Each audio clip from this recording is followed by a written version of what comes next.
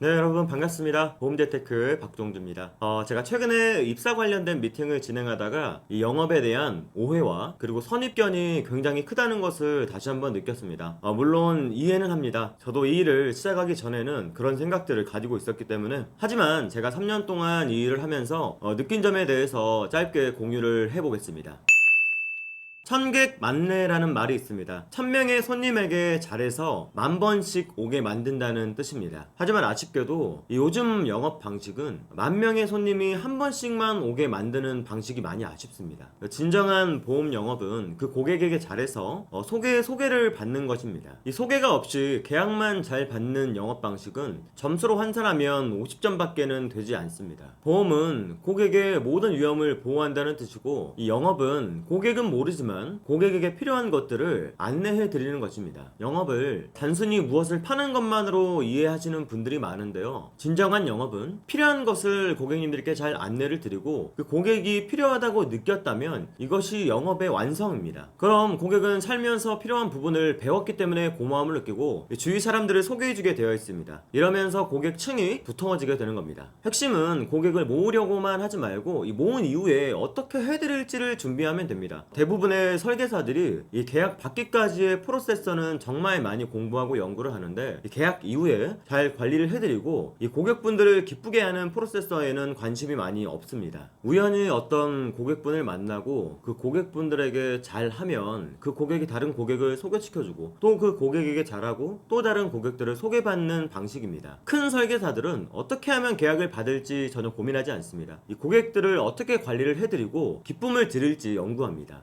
그러면 계약은 그 과정에서 자동적으로 나오기 때문입니다. 저는 앞으로 돈을 많이 버는 설계사와 돈 못 버는 설계사로 나누기보다는 의식 있는 설계사와 의식이 없는 설계사로 나뉜다고 생각합니다. 사실 보험 설계사라는 직업은 진입 장벽이 매우 낮은 편입니다. 누구나 어렵지 않은 시험만 보면 설계사가 되는데, 다들 아시다시피 그 시험에 합격했다고 해서 사실상 진정한 설계사라고 하기도 어렵고 영업을 잘하는 건 더더욱 아닙니다. 이 합격 이후에 공부를 해야 되는 내용도 많고, 특히나 이 영업을 잘하는 방법을 그 어디에도 잘 정리해서 알려주는 곳도 없습니다. 그래서 보험 설계사로서 영업을 잘하려면 세일즈의 어떤 초감각적인 면들을 타고나거나 아니면 학습을 통해서 공부를 해야 되는데, 보험 공부나 이 영업 공부를 너무 단순하게 접근해서는 알 수가 없습니다. 그래서 복잡한 걸 어느 정도 이해하는 수준이 될 때까지는 힘들더라도 노력을 해야 됩니다. 그렇다고 뭐 굉장히 어렵냐? 그런 것도 아닙니다. 누구나 이 보험 영업을 잘하는 정도의 소프트웨어는 가지고 있을 수 있지만 잘 살려내는 방법을 몰라서 그런 겁니다. 이 부분만 잘 터치가 된다면 이 큰 설계사가 충분히 다들 되실 수 있을 겁니다. 쉽게 말해서 앞으로 이 보험 영업은 고객에게 잘 하라는 뜻입니다. 고객과 관계가 좋은데 금과문에 민원을 넣을까요? 당연히 그렇지 않을 것입니다. 오히려 소개가 나오겠죠. 한 사람의 고객을 감동시키면 250명의 고객을 추가로 불러올 수 있다는 조지라드의 1대 250 법칙, 여러분들 꼭 기억해 두세요.